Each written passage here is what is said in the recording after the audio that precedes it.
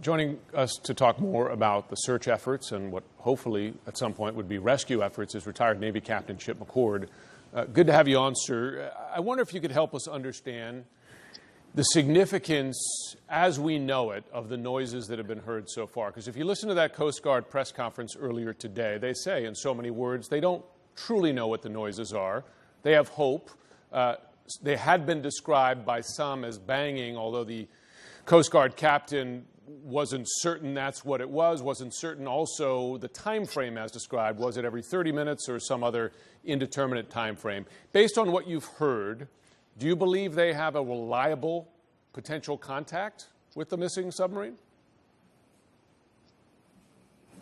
Jim, I think I would agree with the Coast Guard captain that says that they don't exactly know what they have. So I guess I would leave it at that. They're all out there looking at it, and we could put some conjecture into it. But if they knew for sure that it was someone banging on a hole with an SOS, they would have told us. So I think right now the answer is, for us out here, they really don't know what they have.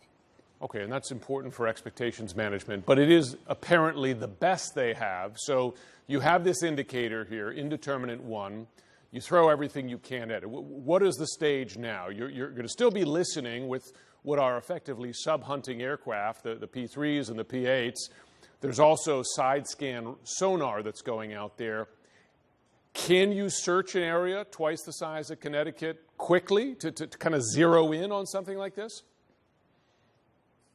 I don't think they really need, on the underwater portion of it, to search an area twice the size of Connecticut. It's probably no more than a mile or 2 miles by 2 miles on the bottom, which is most likely the place where the submersible is. Most likely it's not on the surface, or I think it would have been spotted. And it's very, very highly unlikely that it's in the water column between the bottom and the surface. So most likely it's on the bottom.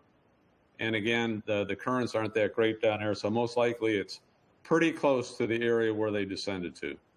Interesting. So that's so that search area, that's the surface search area. You're saying that based on what they know, they can probably, and I know there are no certainties here, but greatly narrow that search area to a couple of miles. If that is the case, how quickly can you search that area?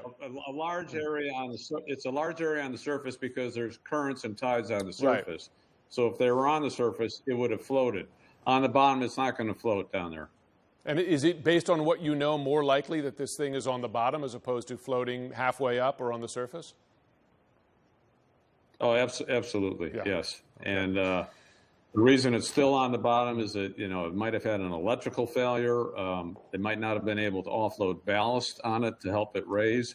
It might be caught under something, or it could have crushed, had a structural failure. Okay, if it was not crushed, and if it is still a livable space in there, can you bring it up? I mean, it's a very practical question. Can you, and if you can, how quickly? Okay, so the U.S. Navy, who is out there, Supervisor of Salvage Office is out there, they have experience doing this, and a lot of experience.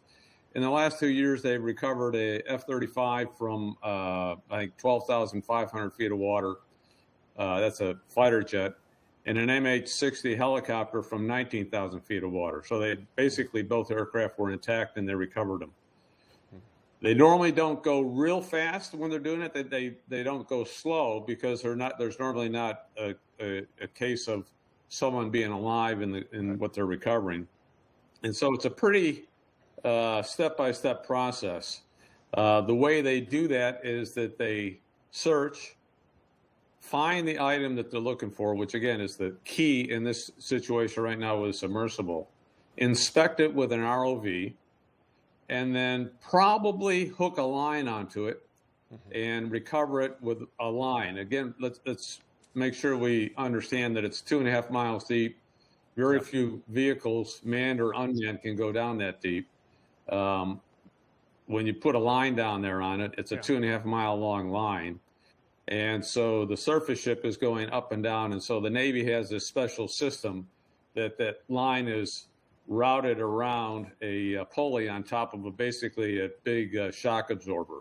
So there's no snap load on the line. And again, they have a lot of experience doing that. It's just a matter of timing. If they're still alive and we're looking at dwindling oxygen, that the decrease in oxygen getting to the brain and that increase in carbon dioxide is a very panicky situation. You feel your world closing in. It's like everything gets narrower, like it's in a tunnel, and it's a horrific sensation that people get. They sense that they're dying. They can't believe that they're losing their life in this horrific way. You become weaker, you become disoriented, you have loss of focus, and you have a loss of the ability to see, so you lose your peripheral vision. It's a horrific way to die. If the 5 men inside that sub are making these banging sounds, and we don't know that for sure, but if they are, that means they're still alive. But what conditions would they be facing right now? Can you explain that to us? Their conditions are, here again, as their air supply is depleting and the carbon dioxide is building inside the capsule itself. Hopefully the CO2 scrubbers are still working and removing some of that CO2.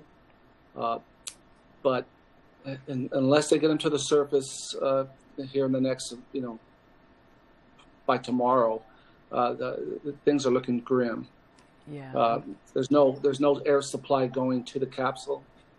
They have what they have inside and what they brought with them. Yeah, exactly. And of course, it does feel premature to discuss this, but given what we know about questions raised in the past by members of the industry and to previous employees of OceanGate about the lack of certification of this sub and some other problems, how will this incident likely change the way these extreme expeditions are run in the future? I think if they're going to continue to bring ocean tourists into situations like this, they'll require much more stringent certifications. Sometimes the good that comes out of a situation like this is more regulation that's safety-based. Here, when I was in the Navy, we had many certifications, quality controls, quality assurances. You just couldn't work on a life support system or a critical component of a diving system without controlled work processes. It's very stringent, and if this gentleman did not follow those protocol, I believe the industry needs to regulate so it's safer for this type of industry. All right. Well, let's just hope that they're found quickly and rescued, brought to the surface. We're, of course, all waiting and watching. Rick Armstrong, thank you so much for talking with us. Appreciate it. Thank you, and hope they are found.